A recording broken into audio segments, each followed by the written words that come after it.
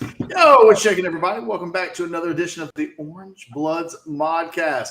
I'm Geoff Ketchum, joined by Anwar Richardson, Travis Galey, and Jason Suchomel. We are just a little more than 48 hours away from the start of the 2022 campaign for the Texas Longhorns. It feels like football is upon us. Steve Sarkisian just met with the media for the last time leading up to the game. He talked about the team's health, which, all things being equal, is pretty damn good. He talked about freshmen and quarterbacks and all kinds of stuff. Anwar, your first impression from Sarkisian's last press conference before the season starts on Saturday? Seems pretty relaxed. I thought one of the things that was interesting that he talked about was, kind of understanding what the expectations are here at Texas and kind of saying, knowing what he signed up for. It was a Kurt Bowles question, kind of about that kind of situation. So knowing going into the season, hey, this is what you're here for. This is what people want, and they want success. They don't necessarily want excuses. What you're saying about don't tell me about the labor catch. What is your thing? Don't tell me about the labor. Show me the baby. Is that what you? Pretty much, yeah. Yeah, I know I'm butchering it, but something to that effect. So I thought that was kind of one of the things that kind of stood out to me. I'm sure you guys have other things. Of course, them being relatively healthy going into the season opener.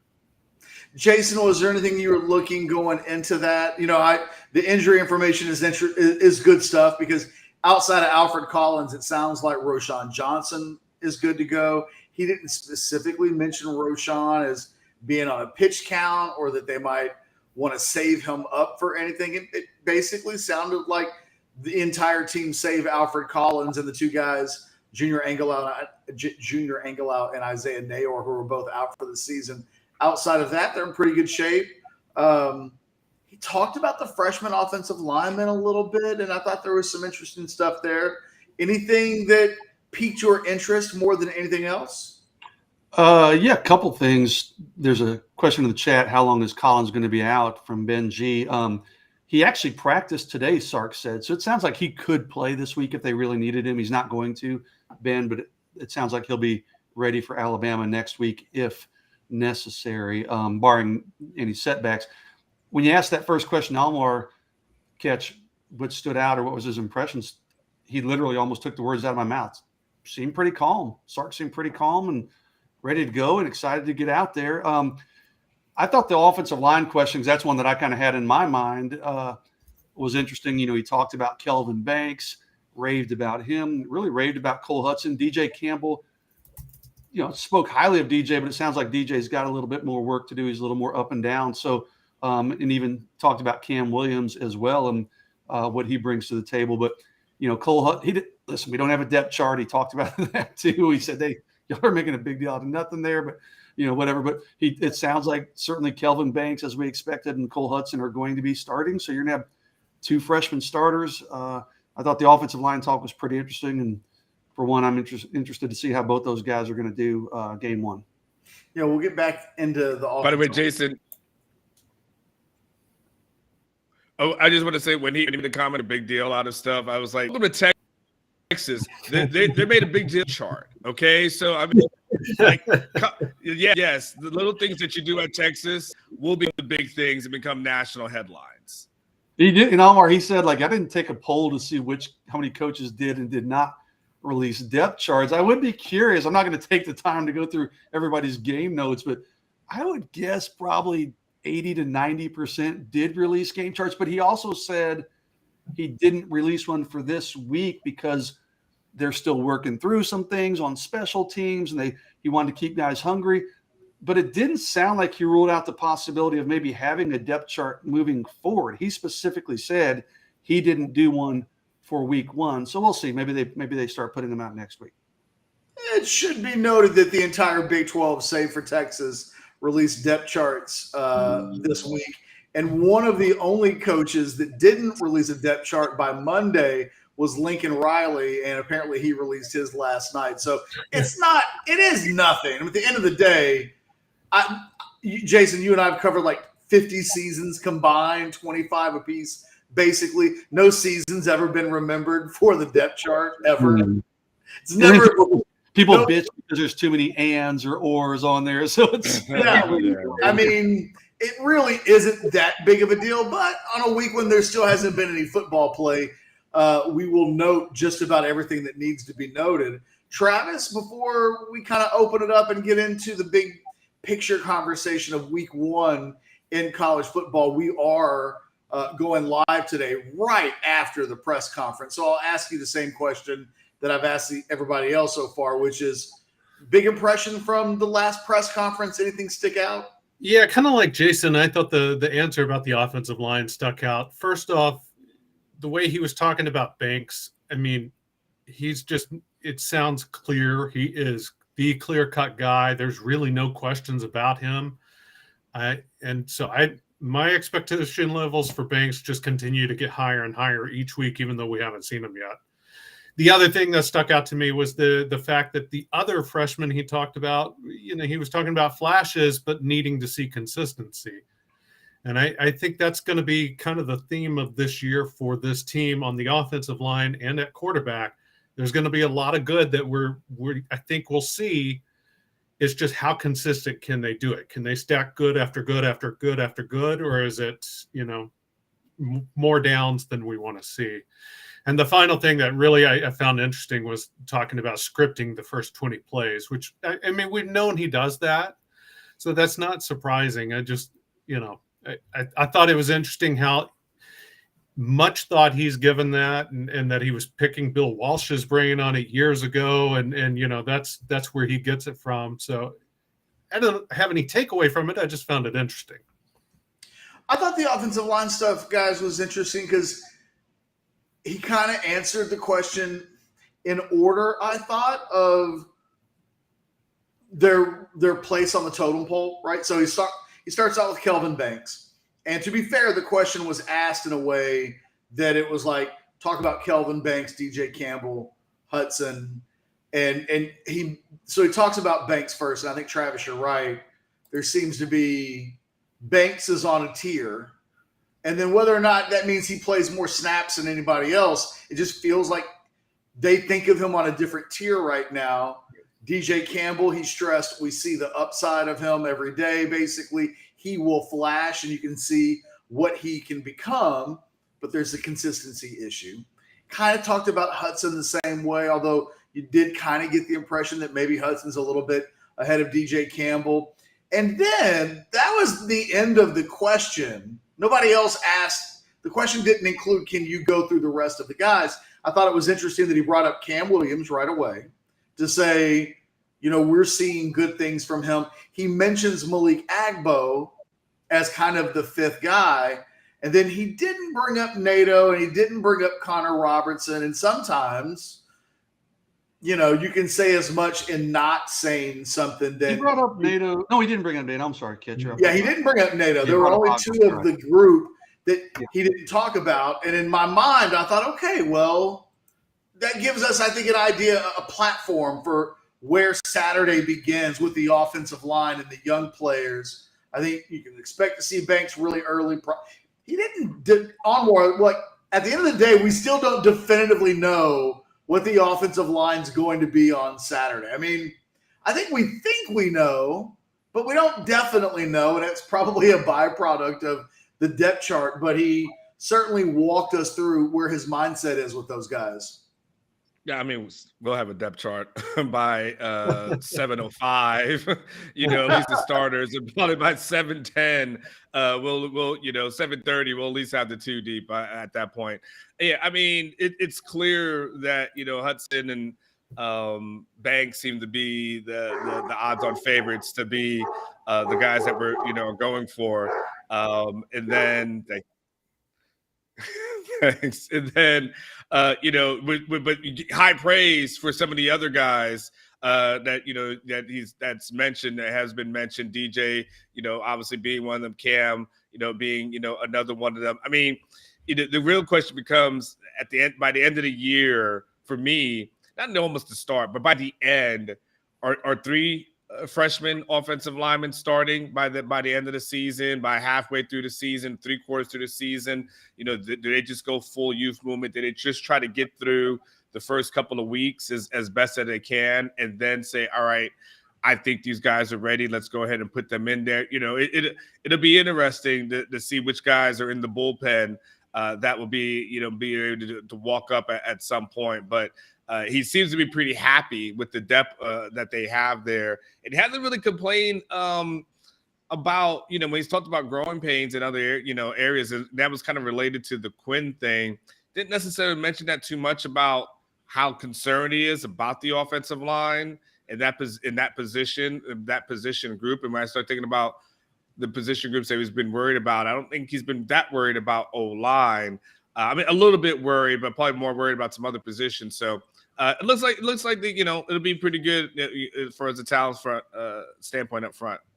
I want to remind everybody, like this video right now. Dude, stop what you're doing, which is generally just watching us or doing something else and listening to us. Like the video, subscribe to the channel if you haven't already done so. Next week should be a lot of fun with the Alabama game on tap. You want to be subscribed to Orange Bloods, the website, but then obviously also subscribe to the channel, get notifications so that whether it's the Recruit Cast or the Drunk Uncle, when those videos are released. All right, let's talk about big picture with the game on Saturday, and I'll just again kind of go around the room here. It's a La Monroe. It's a 38-point spread. I don't know that competitiveness is the name of the game. I don't even know technically how to talk about expectations for this game because it's a week one. But for me, there's a lot of games within the game that we'll be paying attention to. The offensive line, obviously, one of them. Quinn Ewers, all of that. If you're picking out one or two things, and Jason, I'll start with you. If we're picking out one or two things from Saturday that you'll be keeping an eye on to tell a story about this football team that you can draw conclusions from going into Alabama, that against Louisiana Monroe you can actually take some conclusions from, what will they be?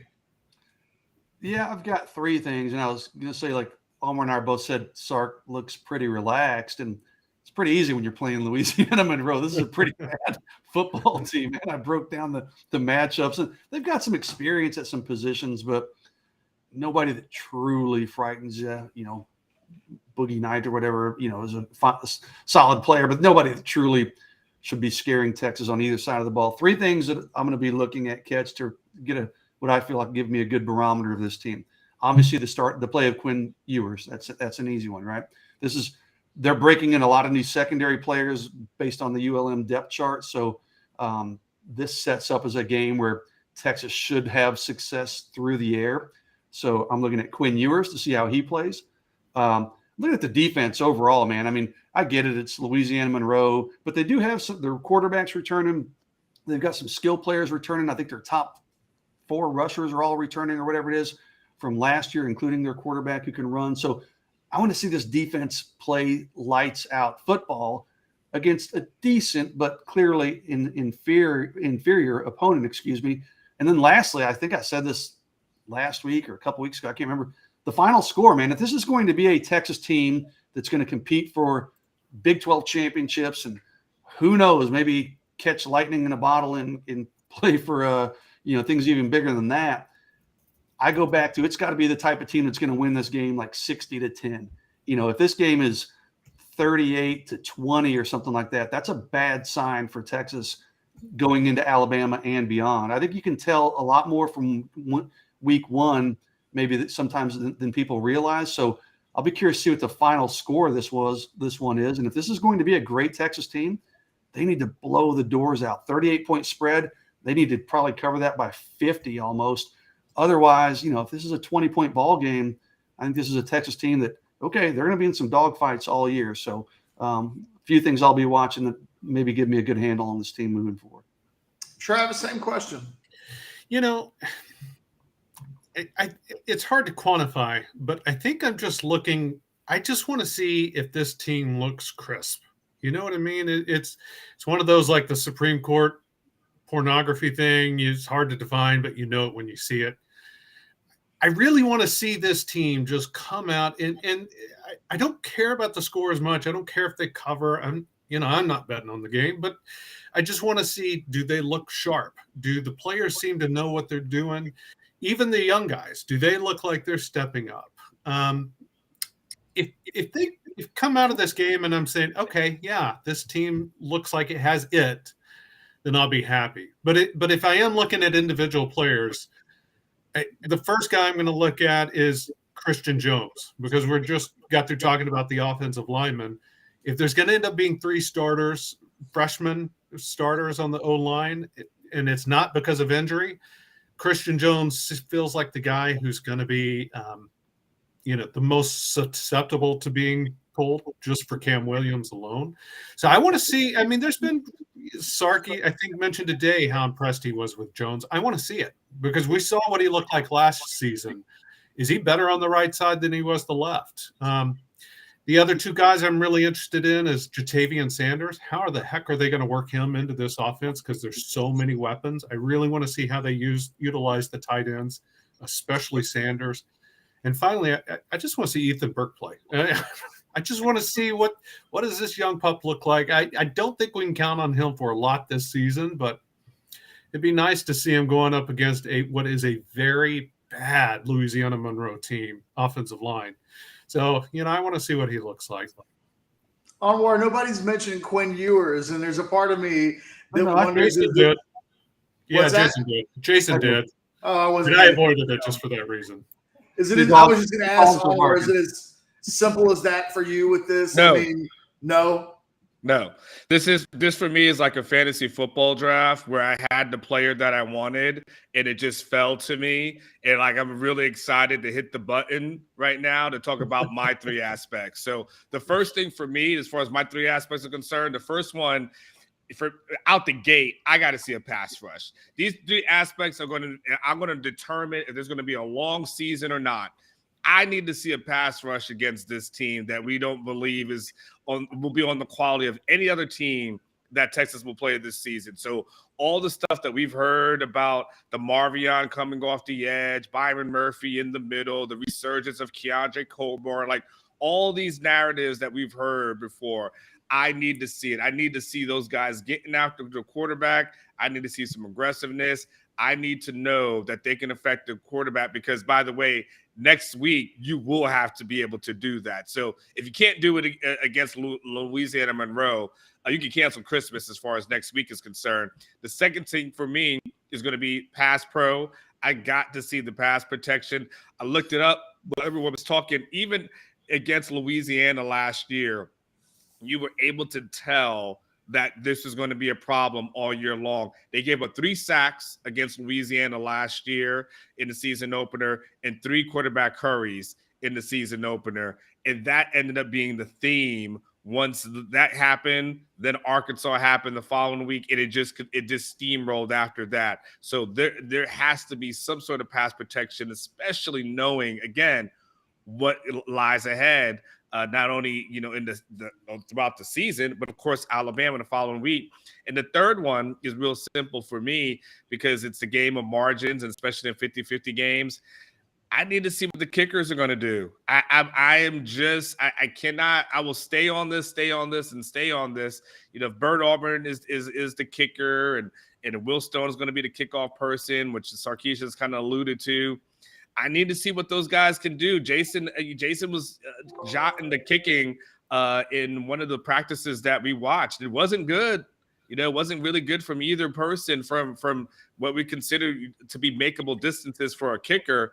So if you want to win 50-50 games and find a way to replace a guy like Cameron Dicker, man, I need to see something. So for me, it's pass rush, pass protection, and it's the kicking game.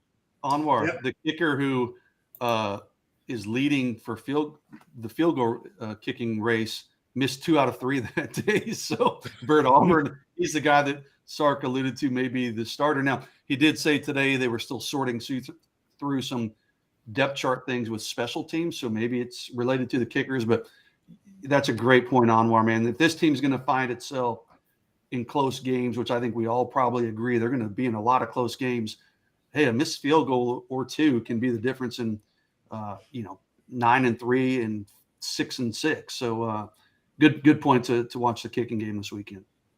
Now I was going to say, Anwar, you and I are kind of in unison because I think that, like you mentioned with Louisiana,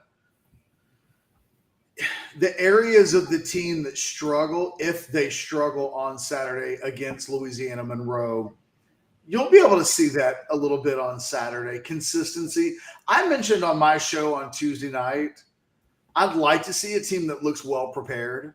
So, no, let's see an elimination of the penalties.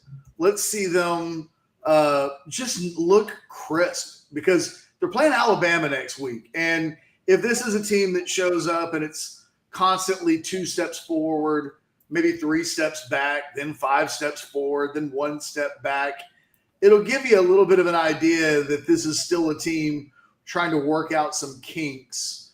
And, against Louisiana Monroe, I think Jason's right. I think you'd like to see them come out, just dominate this team, put it away early. I think if you think about the positions, I'm curious.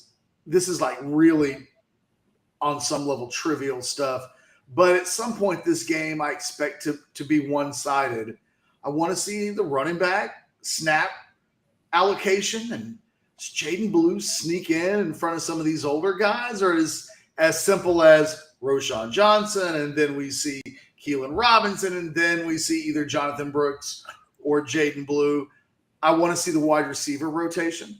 Is that an area where it's Tom Herman-like and they're just constantly shuttling in guys in and out? Or is there a clear 1, 2, 3, 4, and we see it in the snap? Because I think they're going to try to do as much this week without tipping their hands as like they'll do against Alabama. So if they're not shuffling in guys this week, they're not going to do it next week. It's not like the Alabama game is going to start and then suddenly they're doing something completely different. I think the line of scrimmage on both sides of the ball, which is where I think Anwar and I's heads are kind of in unison. On the offensive side of the ball, Jason, I always remember that game against North Texas from about 20 years ago where Texas dominates the game, but they couldn't block Booger Kennedy, who was like 5'9", 300 pounds in the defense as a nose tackle. And people came out of that game and it was like couldn't block and control the line of scrimmage in the interior of that line. And it actually was a thing all season long. It was as if the North Texas kid exposed the weak spot. And now every year that's passed, it's like, who's going to be the Booger Kennedy on the other team that gives this team a little bit of a problem that makes you go into the rest of the season forever thinking about that? And Anwar, the pass rush is a pass rush. If you can't get a pass rush against Louisiana Monroe, who are you going to get a pass rush against, right? It's like, this has got to be the game where when it's over with, they've got 5. We need to be overreacting, Anwar, to the game on Saturday. Like, oh, my God, the Longhorns had 5 sacks on Saturday. The pass rush is back.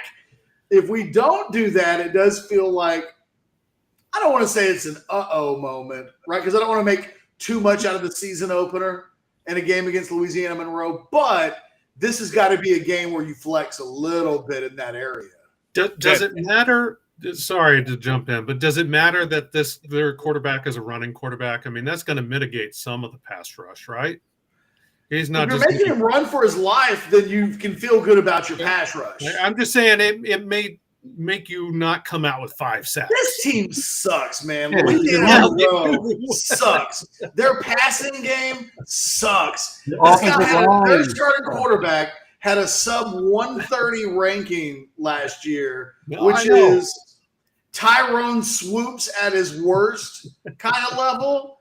And, they threw like 12 touchdown passes. Like, this should be a scrimmage of sorts. And Anwar, I didn't mean to cut you off, but I couldn't help but to react. They should dominate this team. No, you didn't cut me off. Travis did. No, Travis is still cutting me off. It's okay. I'll wait. I'll wait. Done. We're both done interrupting you.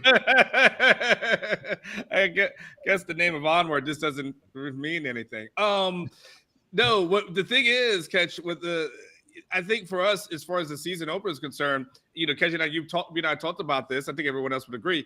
It boils down to what we were told last year about how good this defense was, how we pumped it up, how the Ray Thorntons of the world and how amazing those guys are going to be, right? And like I went back to my preseason predictions from last year, and I think I had Ray Thornton down for like 5 sacks, just something crazy like that. So, we were told like this defense is going to be so good. And then I think for the PTSD portion of it, we've heard some of the same rhetoric, right? This team is more together now than they were before, right? They know the playbook now, but they're unified, togetherness, brotherhood, and all that stuff, right? We heard about the kumbaya moments, and Tom Herman was like this, but this is what's going on with the new coach. And then next thing we know, Catch, we're reporting on the Joshua Moore incident. We're reporting on a lot of other insubordination that's going on behind closed doors, and all that kumbaya, when the bullets started flying, went out the door. And so when we're hearing the same thing again this year, there's a kind of portion of you that's like, okay, show it to me. Prove it. Go and beat the hell out of Louisiana Monroe. Smack them around like the inferior team that they are, and at least give us some hope. Because, I still remember, we did that postgame show against Louisiana, and we came and said, yeah, they won. But, man, there were some holes there. Like, there were some definitely deficiencies. You bring up the North Texas example, but going back to last year, we looked and said, I don't know. And because of that, you were the person like, that don't trust that Arkansas game. Don't trust that Arkansas game. And sure enough, everything that we thought was a deficiency in week 1 was beyond exposed and ripped open in week 2. So that's where I'm at with that. I think that's kind of why you and I kind of feel the same way. We've heard a lot about it, but this is year 2 that we've heard it. It's time to show it. Hey, Anwar, I want to stick with you and kind of in this vein. Give me a prediction in this, and I want to ask everybody this question. The biggest positive headline that we'll be talking about on Saturday will be what? And the biggest concern coming out of the game on Saturday will be what? Well, the biggest positive, I'll take the easy one, and I'll let everyone else think about the more difficult ones. I think the biggest positive will be Quinn Ewers, and is from his production, because look, we heard, I think right now it's easy for us to just focus in on where Quinn, he's the starter, all these other kind of things, but we can't ignore that there still was some times that interceptions happened in scrimmages, but there was some multiple, pick sixes that occurred. And, in a game that you kind of going to view as a glorified scrimmage, you just want to make sure that he's comfortable, that he looks the part, that he's able to use this game to kind of shake off all the rust, because this is really Quinn's preseason game, right? This is his preseason game before getting thrown in against one of the better Alabama teams that we've seen in a long time. So I think the big positive would be that. When you say biggest concern, is that a prediction, or is that what do you? I'm asking you to put your prognostication hat on and predict the headlines that will be leading the discussion on the post-game show per se. That's a fascinating one, because I don't. There shouldn't be a concern, Catch. There should. When I think about it, I need you to come back to me on that one, because when I think about it, and maybe I'm having some internet problems right now, but there should not be a concern in any area of that of it. So I don't know. I don't know about that one. Longhorns. Come to you. The concern would be the LHN broadcast.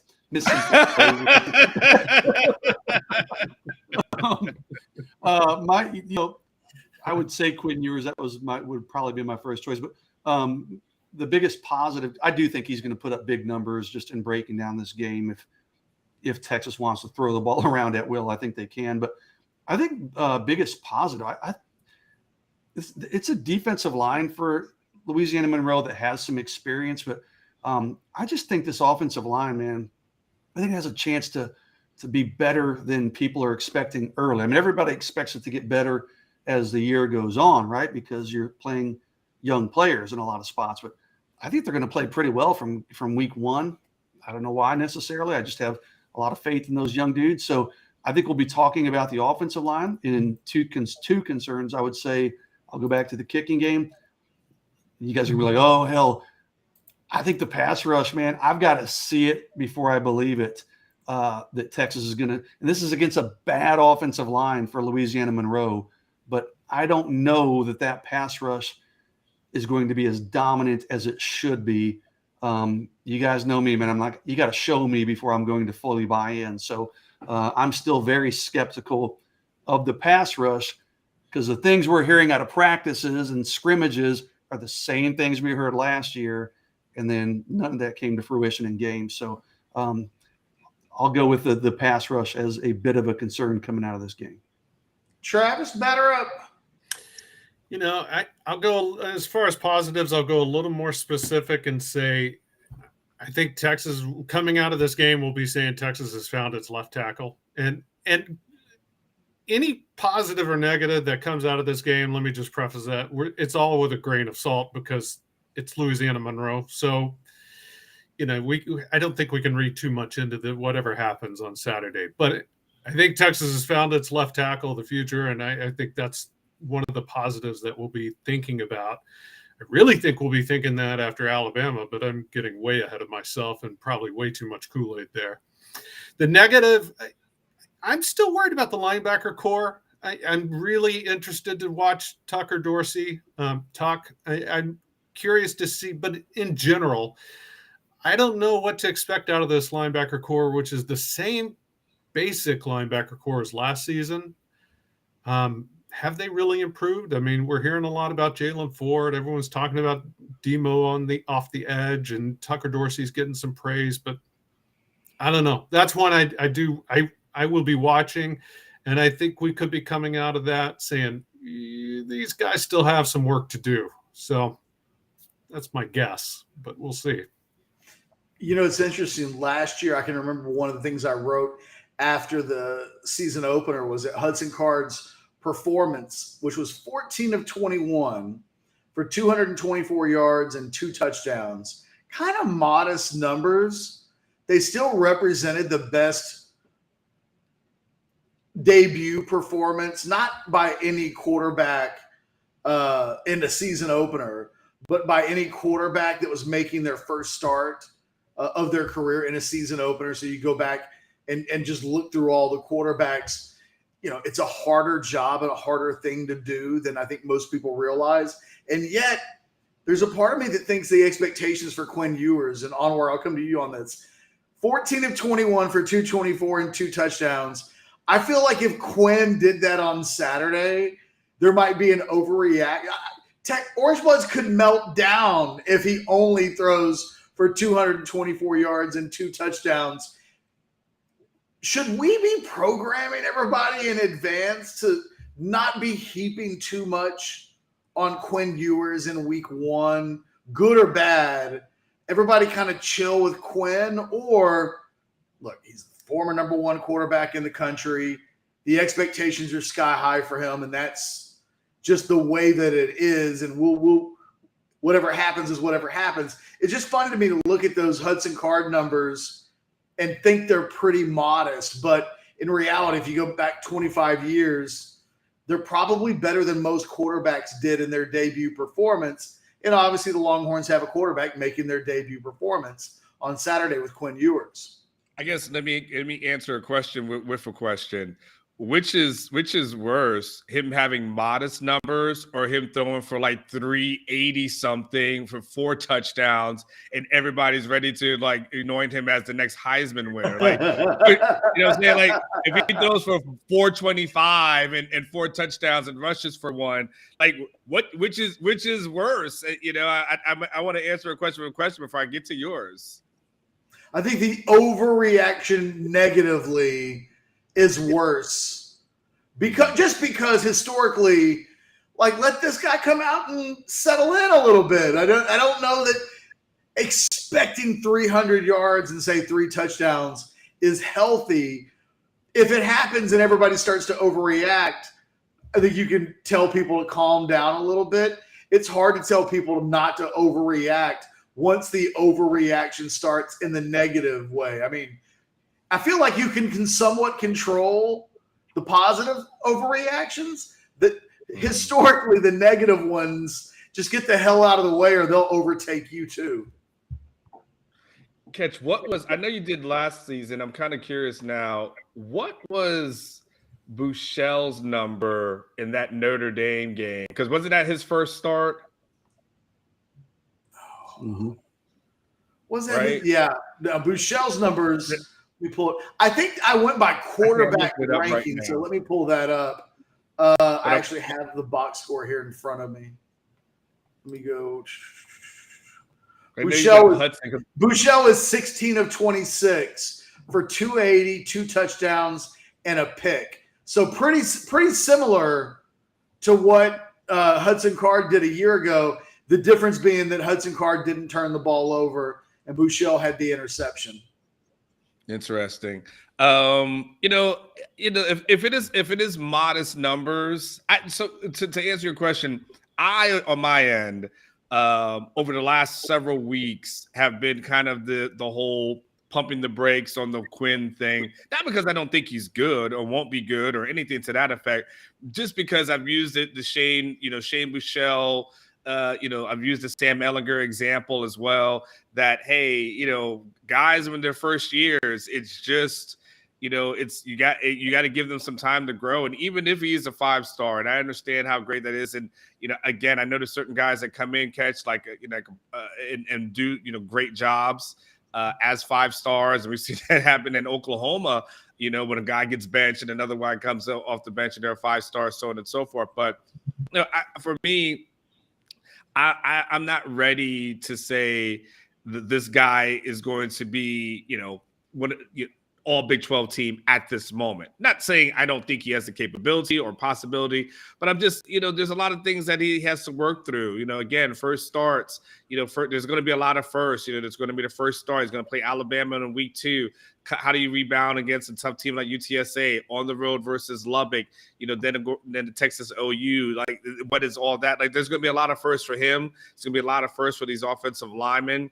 These offensive linemen, catch, they haven't seen a stunt yet.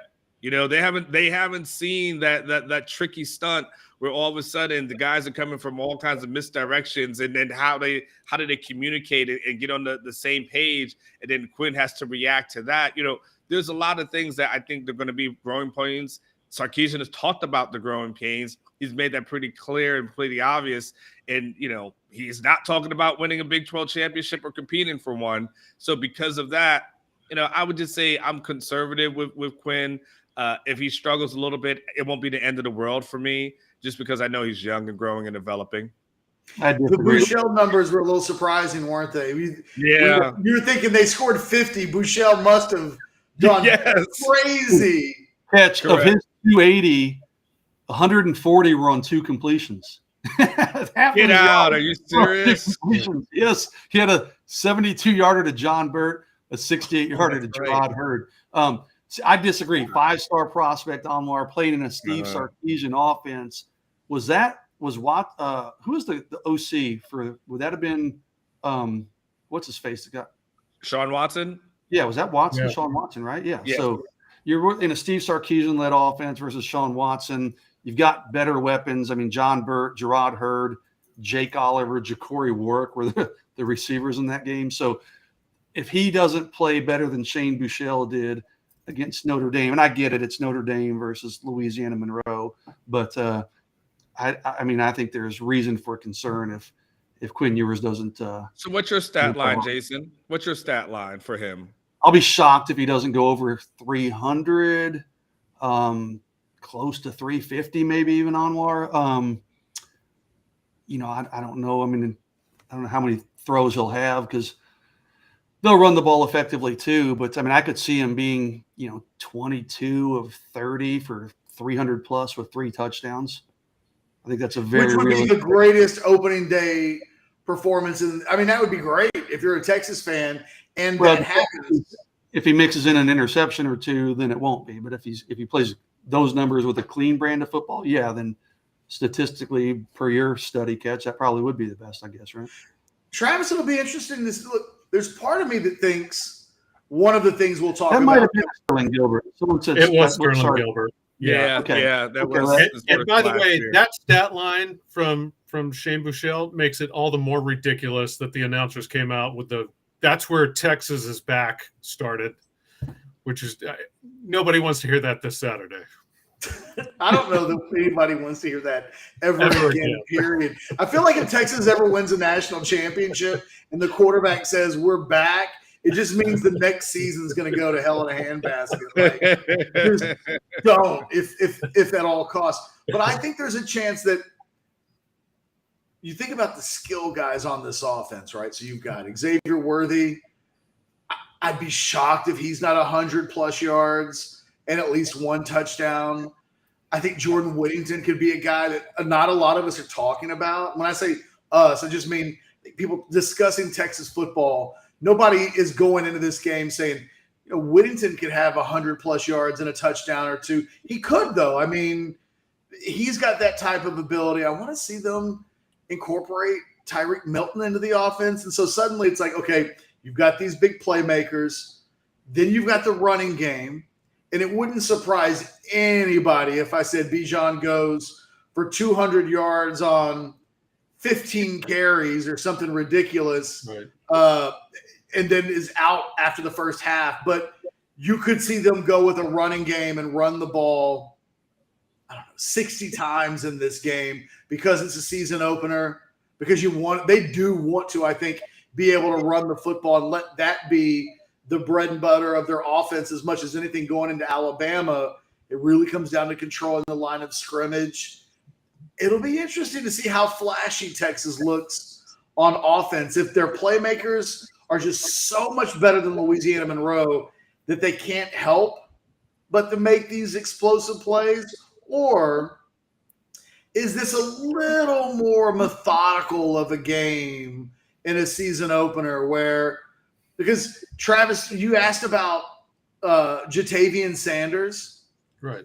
If it's me, and if I'm Sarkisian and I really want to catch Alabama on offense with something that they haven't seen before, then I'm waiting till week 2 to unleash the Jatavian Sanders, whatever they've got lined up for him. Because there's nothing on film, there's nothing about Sark's background that suggests that Sanders would be a major piece of the offense as such a young player at that position.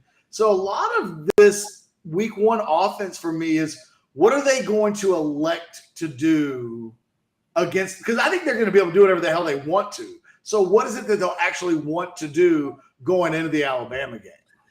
Yeah, there's a lot of thoughts in my head, so let me try to work through this pretty quickly. But the first thought was, and I wrote about this in my column this week, Quinn doesn't have to do it by himself.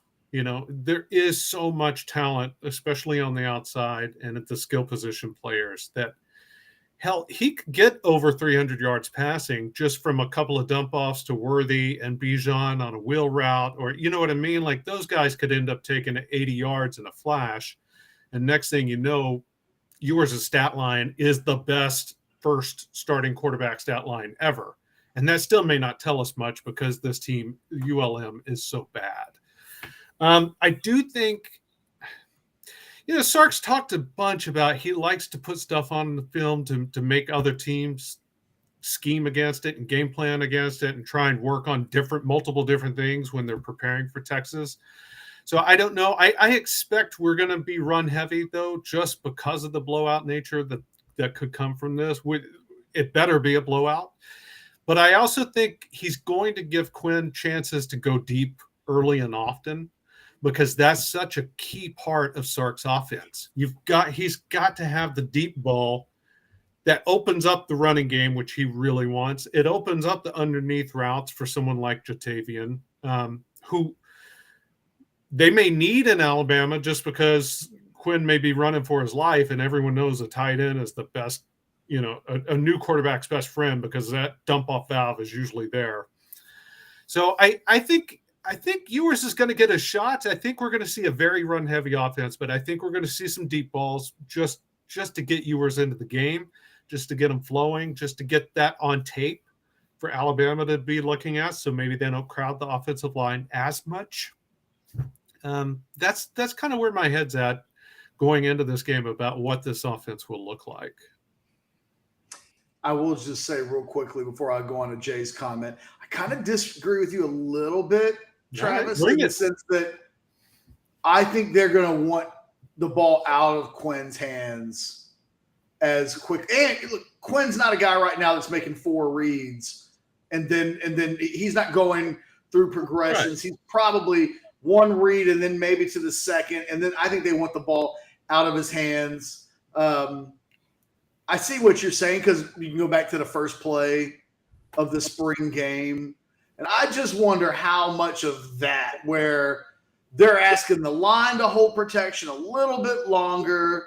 I realize they rolled Quinn out on that play, so they bought themselves a little bit of extra protection on that play. I think this might be a game where with Ewers specifically, we see them make it as easy as possible. So lots of short throws into the flat and letting Xavier Worthy and Jordan Whittington make yardage after the catch. I'll just put it like this. I'm fascinated by the idea that they would let Ewers in game 1 just start flinging it down the field and asking a lot of their offensive line.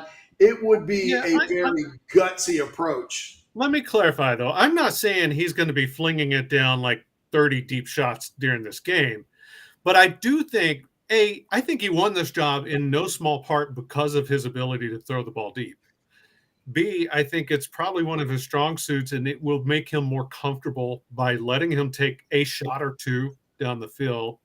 And C, like I said, I think it's important to put on tape that this is something that you need to be out. Speaking to Alabama, they need to be prepared not to crowd the line of scrimmage because Texas will take its shots. And that's why I think you will see a deep shot early. Like first, if he's scripting the first 20 plays, there's at least 1 deep ball in that first 20 plays.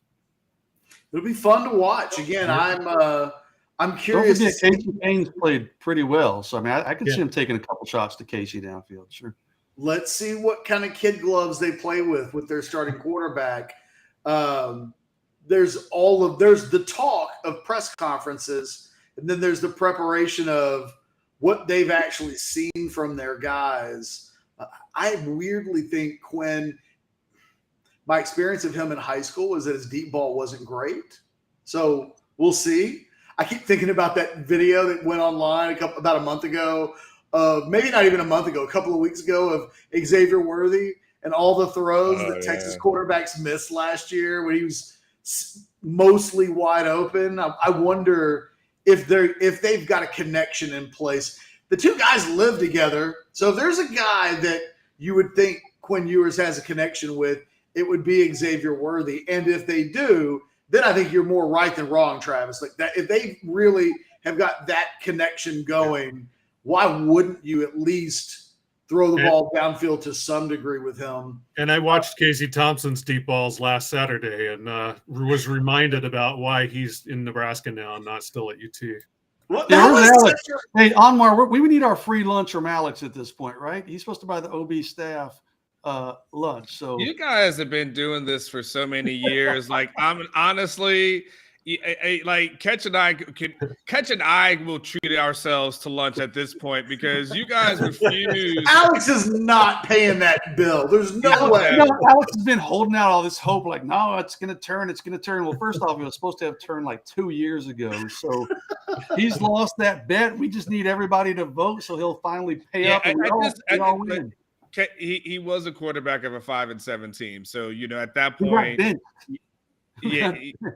well, I mean, he got hurt, but still, that being said, I would say at this point, you're winning the bet, Jason, but Jason won that bet, Anwar, the day that Sark refused to give Thompson that vote of confidence towards the end of the year. Yeah, true. Well, and he was like, hey, are either of these guys the guy of the future? And I need to hear that from you two next week when Alex is here, because that's what he keeps saying. Like, oh, we haven't voted on it yet. So all right, I'll vote. I will vote. I will vote for you. We don't have a dog in the fight. We just want our lunch. We've been waiting like this is what is it? How many years has this been, Catch? Like 4 years or so that we've been waiting for this damn thing? Well, yeah, because it was after his first practice. Yes. Literally, yeah. This is first practice, yes. I mean, we're fortunate that we lived this long, let alone like it. Alex is still like holding on. Like, come on, man. There's a winner. There's a clear winner and loser at this point. We need to pick a nice steakhouse, and we're going to go have badass steaks for lunch on Alex's dime. He is going to be so hurting over that. Real quick, before we go into parting shots, anybody think that Texas doesn't cover a 37-38 point spread on Saturday? Anybody think this thing plays slightly closer than that? I think Vegas built those casinos for a reason. I think that's kind of a coin flip whether they cover or not. I honestly don't know. What about you? We need to get to Jay's question too, I think, right? But man, when I break down the matchups, it's so unscientific, but basically I do these star advantages on Orange Bloods. If you're not a subscriber, go check it out. And I usually equate each star advantage to about 3 points. And I think I had Texas like plus 12 stars maybe. So that's right at 36. I'm kind of like Travis, man. I think I'm going to pick them to cover. I've kind of been running the numbers in my head, but I would, to hedge my bets, I think it is pretty close to a coin flip when I break down the matchups. But I do think Texas is going to want to come out and flex their muscles a little bit with a new quarterback, with Alabama on the horizon. So, yes, I am going to pick Texas to cover. Anwar, I feel like if Texas doesn't cover against Louisiana Monroe, it's a really bad statement. When we start thinking about post-game shows we don't want to do, like that's probably not the most fun one. Nah, man, this is a bad team. Like this, they should be beating this team down. Like, I mean, unless this is going to be famous bad words of things that are just famous last words and live in infamy for some odd reason. Nah, man, they beat down this team. The backups eat, like everyone eats. Like, nah. All right, so let me play one quick game with Anwar. 45-10 means they don't cover. Is there any meltdown at all in a post-game show at 45-10? Nah. What about 45-17?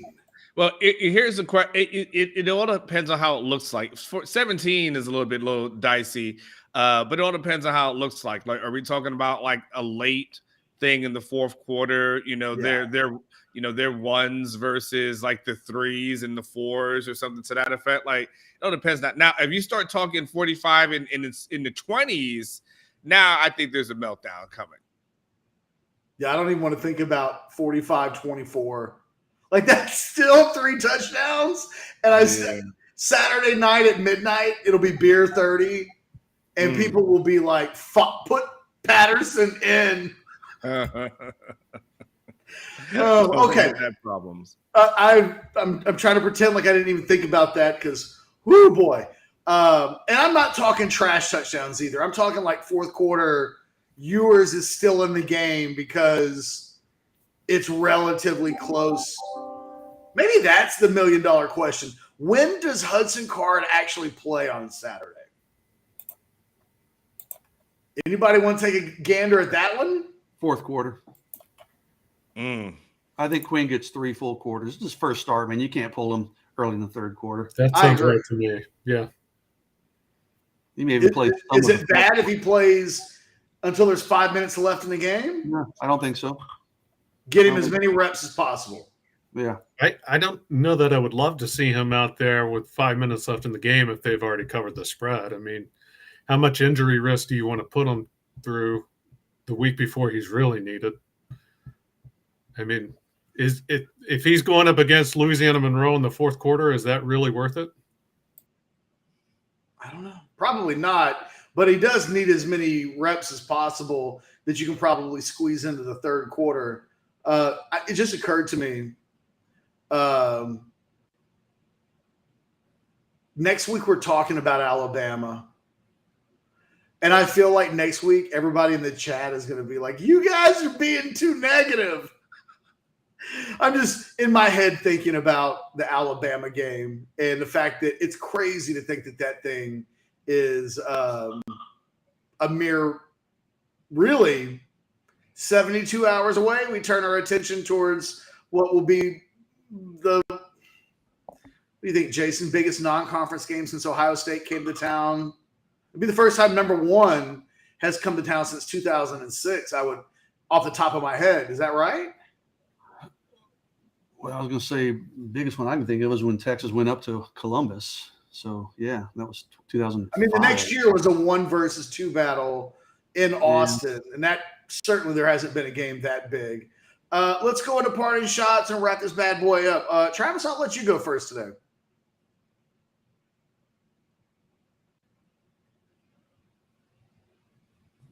Travis is muted, I think, right? I am muted. Dang it. I was about to say, Travis, you're not going to go first today. All right. 2 quick things. One, you did hire me to talk baseball, and Texas just added 2 new staff members today, including former player Cameron Rupp. So that's pretty cool. But this is football season, so we'll move on. The other thing I wanted to talk about is, Anwar and I teamed up yesterday to do a video about the Big 12's new media rights negotiations. Look, if you want Texas and the SEC sooner than 2025, yesterday was a very good day for you, because that, I don't want to be definitive, but that is the step that had to take place in order for Texas to be able to make the move early, as cheap as possible. Because let's face it, Texas can afford to pay whatever exit penalties come their way. Oklahoma can't, and their UT isn't going to the SEC without OU. So the Big 12 finding a new media rights deal, if they can get that done early, then 2024 looks pretty good for Texas to be playing in the SEC. Then the only question becomes, will they be ready on the field? Yeah, I think Texas needs to stay in the Big 12 as long as it can until they've totally proven that they're ready to play a real high level of football. But ready or not, it may be on its way. Jason, what about you? Parting shots, go. I don't have a lot, man. I did update our recruiting board on Orange Bloods today, and I'll go more into detail on that in the war room tonight. Not a ton of 2023 recruiting action left. I mean, there's still some big pieces out there. Texas trying to hold on to the pieces it's got. Coaches can start contacting 2024 players. Actually, last night at 12:01, you started seeing players, getting instant messages and texts and stuff. So 2024 recruiting will start heating up. But, more than anything, this week is not really about recruiting. It's about football. I'm excited for last week we got a little dose. I watched the Nebraska game. The rest of the games were kind of garbage. But looking forward to just soaking up a lot of college football this weekend and then getting into the NFL next week, man. It's I think probably all 4 of them, one of our favorite times of the year. So anxious to get started. And speaking of Texas in particular, I don't know what to make of this year's team. You and I said it last week, Ketch. That's kind of why this season is exciting for us, because I don't know, man. I'm breaking down these matchups. I'm like, I don't know what to expect. I mean, I don't know what to predict on the score. There's so many unknowns with the new quarterback and all these new pieces. So should be a fun season. Let's hope, if Texas is successful, that makes our jobs a lot more enjoyable and the message boards a lot more enjoyable. So excited to see how they start off on Saturday night. Mr. Richardson, saving the best for last. What do you got? It's kind of weird, man. It's I was like in a reflective mood today, Catch, and I know this may sound weird, but I was dropping off my kid at school today, and he walks in with his brother, and it was like this really cool sight. And I actually went back, Catch, and remember, and I actually looked at like pictures of like your kids from when I first started, and I was looking at the pictures now, just how grown they are. It was like really cool, man. I don't know what it was, but it was just like, I guess it was just in this daddy mode that I'm kind of in now.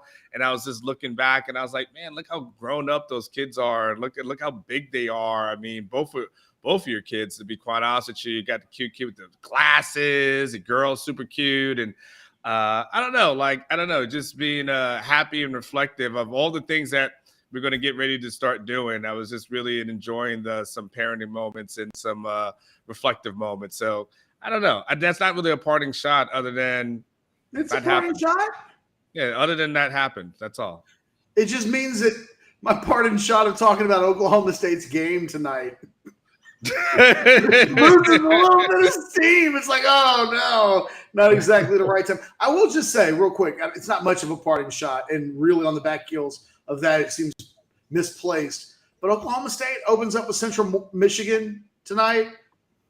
Oklahoma State is the one team. I looked at their 2-deep depth chart a week ago because, they released one. And I don't get it. I'm looking at it. I'm like, they're 12th in the country. And it doesn't make any sense to me at all. And I'm thinking we're going to watch the game tonight. And Oklahoma State's going to start slow. And that game will be closer than people probably anticipate. And then by October, they'll play really good football. And even though it doesn't make sense when you stare at their depth chart, Mike Gundy's a good coach, and I have no doubt that they'll probably have that team exactly where they're supposed to be. But of all of the teams in the Big 12 that are talked about towards the top, they play tonight, and they're the one that when I just look at their 2-deep, I just don't see it. But that's kind of what makes Mike Gundy. He takes a 2-deep that you just can't quite see it, and he works magic with it, which is why Anwar always points out he is at the top of the list. You can Dave Aranda if you want to, but Mike Gundy always does Mike Gundy stuff. I'm expecting to not be impressed tonight, and then by October it'll be like, what happened to that team in September that looked like they weren't Big 12 championship caliber, and suddenly they will be. On that note, guys, stop, click like on the channel, subscribe to the channel. And was there anything? Oh, there was the one super chat question that I've had up for like 15 minutes. Coaches decided to not only play young guys when the season went south last year, if things go wrong this year. I think, Jay, I ignored that question because it's a hell of a thing to ask a question of if things go wrong this year before the first game. Don't we have to dump the old guys and play only our young guys? Yeah. I mean, yes, Jay, yes. And then I put that one up earlier. If Last Stand Hats wants to do something with us, by all means, let's make that happen. I can't force them to do a deal with us, but yeah, maybe there's something there. Maybe they'll want to put together my 85% It's Austin Hudson Card t-shirt that I weirdly I wore that shirt yesterday to school because it was available, and some guy came up to me and he was like, hey, and I thought he was about to hit me with the Orange Bloods thing, and then I was not the person he thought I was. So I had the t-shirt on, Travis, and I thought, okay, the first time I've worn this shirt, someone's going to come up and be like, 85%. And in the end, it was like, hey, aren't you that guy? No, I did not go to high school with you. Sorry. Sorry for late catch. When we super chats, does the dollar flow? That money flows into our pockets, and we share it. That's how it flows. Your $10, $2.50 a piece to everybody. No, not $2 a piece because Blake's got to get his cut too. Tom dropped 50 for super chat last night. God love him. Well, we love Tom. Yeah, no, he's legit. Tom's on the short list of my favorite people on earth. Just keep it up, Tom. It's a very fluid list. Like nobody either. Yes, he did, Scott. He did just think that's how he approached me. I was like, yeah, no, I am the Orange Bloods guy. He was like, no, aren't you the guy that won like Mr. Universe at our high school? But no, I was like, no, that's not it. You got it. Anyway, look, for myself and Blake, who you can't see, but who's been producing this entire thing, Anwar, Travis, Jason, Alex, who's out killing something with a bow and arrow or a pistol. I don't know. He's hunting right now. For Alex, who's not even here, thanks, guys, for watching. We'll be back on Saturday night, post-game show. Here's hoping that at 11 o'clock you guys are in a great mood and not trying to get defensive coordinators replaced or setting fires on. Let's get through week 1 of this season without a meltdown going into Ala freaking Bama. Until next time, you guys take care of yourselves. Be good to each other.